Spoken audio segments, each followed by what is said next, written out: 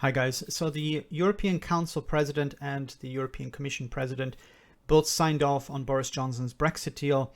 Now what's going to happen is it's going to be transferred to the UK, where it's going to be eventually signed off by Boris Johnson as well. It's at the moment it's being debated in Parliament, and it will eventually pass through both houses and eventually be signed off as well. So I think it's important to look at how both sides are looking at this Brexit deal. Now, Boris Johnson has been quite upbeat about it, saying that it's a new future for the UK. We're going to have access to more markets, things that the UK still actually had when it was a member. But he's going to try and paint it as in a very positive light, sunlit uplands in a way. He has to say this before the damage really is seen, but he needs to get it through Parliament, and he has to play up the positives. And I think also going forward you're going to see a lot of propaganda, I'm afraid, from number 10 on how positive Brexit is going to be. And I think it's important for both Europeans and British people to look at the reality on the ground, and this content from the European Commission is a good source because it's unbiased. I know people will think, yeah, well, it's from the European Union, it's the European Commission, of course it's biased. No, it's actually quite unbiased, it's quite objective. But let's see what they had to say.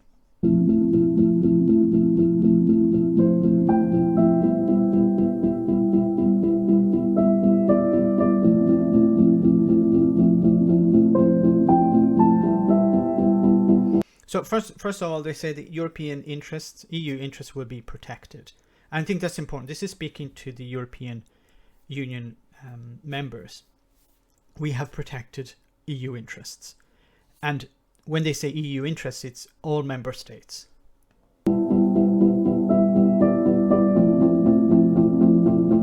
So big disruptions will be avoided. Of course, they're referring to here as a no-deal Brexit. There was a real concern, I think, in the European Union that Boris Johnson would just listen too much to the likes of the ERG or the hardline Brexiteers and just crash out. And of course, this would have been damaging to the European Union. For example, Ireland in particular would see massive disruption, and this has been avoided.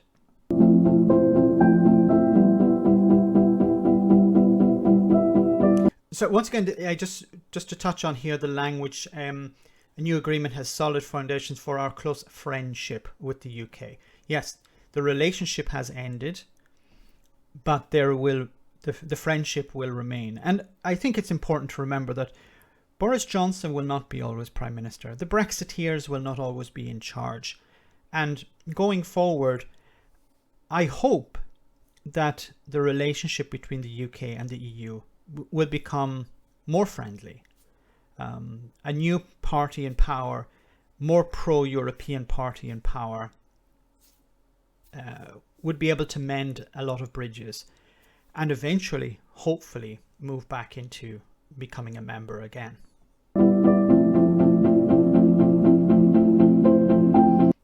And here, both of us. So they're, of course, reinforcing the idea that this is going to affect both Europeans and the British. If you contrast this with the type of material that's coming out of number 10 and Boris Johnson's office, all is sunlit uplands, all is going to be positive, all is going to be great, very little disruption. Here the European Commission are saying, no, there will be disruption, and there are going to be changes for both sides.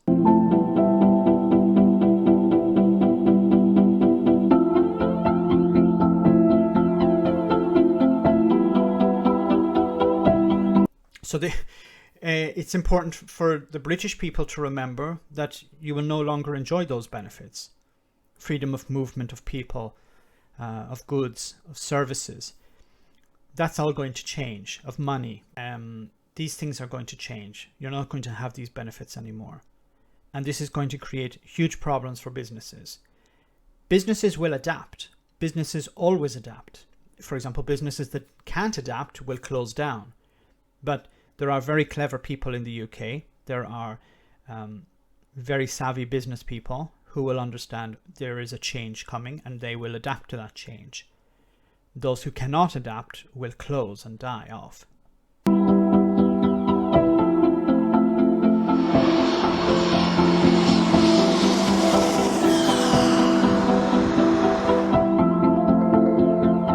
this for me is probably the worst aspect of this agreement. The ending of freedom of movement. Now, freedom of movement is not just about going on holiday, to Ibiza for a weekend or for 2 weeks or something like that. Freedom of movement is the freedom to live and work in another country. Now, what's really depressing about all of this is that the people who are least interested in freedom of movement were the least impacted by it. So the biggest support for Brexit came from the older generation. And they are the people who are less likely to benefit or actually be interested in freedom of movement. The people who really cared about freedom of movement, the younger generation, voted overwhelmingly in support of remaining in the European Union. And they've had that taken away from them.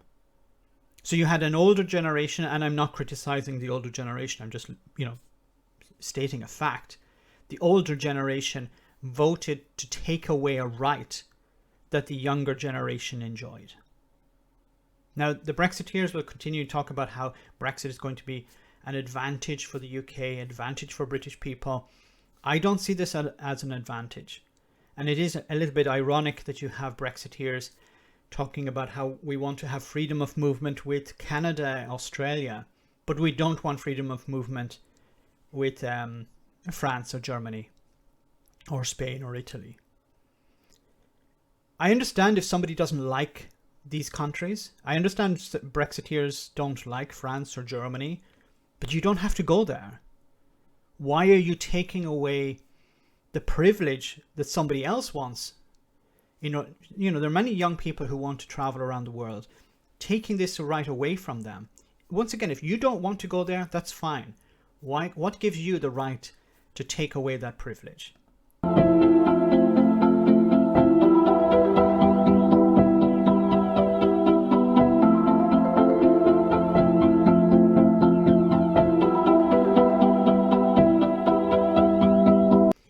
The automatic right. Let me be clear here. It's not that people will not be able to go, but it's the automatic right. The freedom just to get up and move.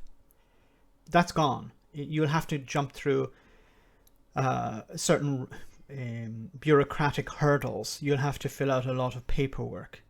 It's basically like what happens with United States citizens when they move to Europe. Every 90 days, in some cases, for some of them, every 90 days they have to leave the country and return. That's disruptive. It's a pain in the arse, because if you have to, if you're working or if you have certain commitments to do this every 90 days instead of once before, you didn't have to do this. This is extra problem. This is not an advantage.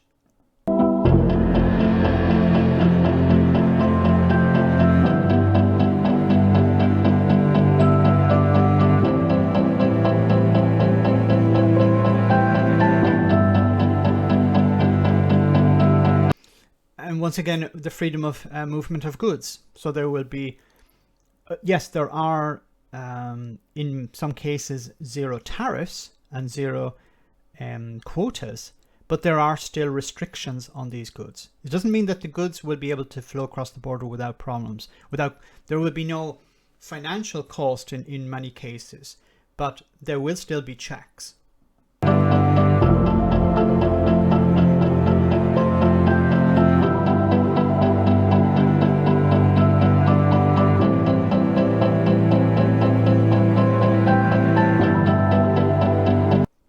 And, this is the same will apply for EU firms doing business in the UK. Isn't it ironic that the European Union didn't vote for Brexit, but they're suffering the consequences of it? Businesses in the EU didn't want Brexit, they didn't vote for it, but they're going to suffer the consequences of it.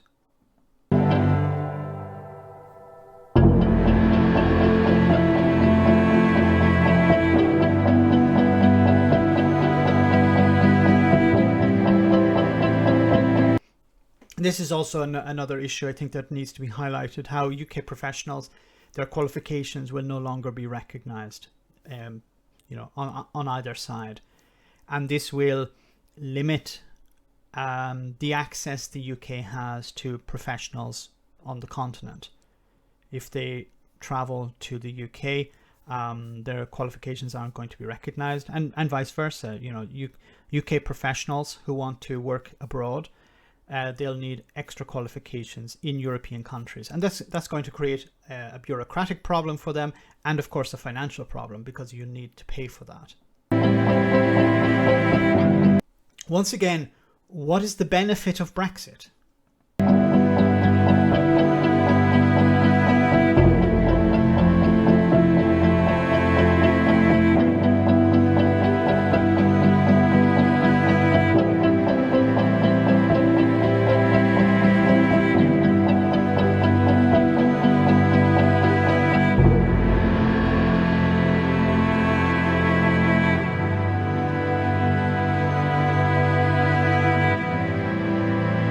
So there is going to be cooperation, of course, fighting climate change in particular. I'm not all that convinced Boris Johnson really is all that convinced about fighting climate change. I think it's more a slogan than an actual policy. But the UK and the EU's relationship is not going to end. It's going to strengthen in some ways. It's going to be deeply fractured in others. But going forward, I think the EU is looking at the long term here. Boris Johnson is not going to be in power forever. The Brexiteers are not going to be in power forever. The UK's government is going to change. I'm hoping that the parliamentary system will change, the voting system will change, and you'll have proportional representation, for example, replacing first past the post. And the makeup of the political parties, I should say, in Parliament is going to change.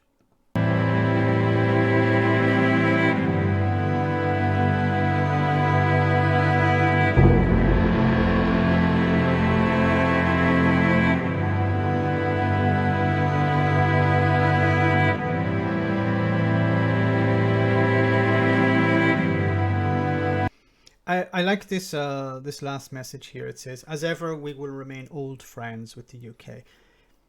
The relationship is changing, but we will remain friends. And of course, there are many areas where there will be important cooperation. Now, the UK has decided to leave Europol, the police, the police service, the policing system, which allows information to be exchanged, important information to be exchanged between member states. This is going to make the UK much less safe, because of important to have information regarding crimes and individuals being shared among member states, so it's easier to catch those types of individuals. But going forward, I think diplomatically the relationship is going to probably improve in the long term. But it depends greatly, I think, on what sort of government there is in the UK going forward. If you're going to maintain a type of Brexit mentality that exists at the moment under Boris Johnson's government, I think the relationship is going to be difficult. But I don't think that's going to be the case. I'm quite optimistic that the situation is going to change. Boris Johnson will be out. Perhaps Keir Starmer, who's more open to a relationship with the European Union, is going to take over at some stage. And eventually the UK will rejoin the European Union. Once people start to see the negatives of Brexit, and these have to be called out, we need to call them out. We need to point them out to the general public every time there is a negative from Brexit. Not about this deal. The deal is done, but Brexit itself, because the alternative to Brexit is not some sort of new deal. The alternative to Brexit is membership. And the more you point out to the public, this is Brexit, this is not membership, there is an alternative, and the alternative is membership, then you're going to win more minds over. That's what you need to do. You need to convert people. People have been lied to for years. They need to see the truth. And it's easier than trying to promise something that doesn't exist. The status quo, the situation now, is what people will remember. In a year's time, you'll be able to tell them, remember when you used to be able to go to France without any restrictions? Remember how your grandchildren were able to study abroad? These are the things you need to tell people. Now those things have been taken away because of Brexit, but there is an alternative. Let me know in the comment section, guys, what you think about this and this video. As always, your comments are greatly appreciated. Thanks a lot. I want to say a big thank you to all of my patrons. You ensure that this channel continues to exist. I'm eternally grateful for all of your support. If you join Patreon, you will receive instant access to our Discord server, where we have both audio and video chats. You can chat with me and other patrons, where we discuss important and non-important issues. Becoming a patron per month costs about the same as a large coffee, so why not check it out?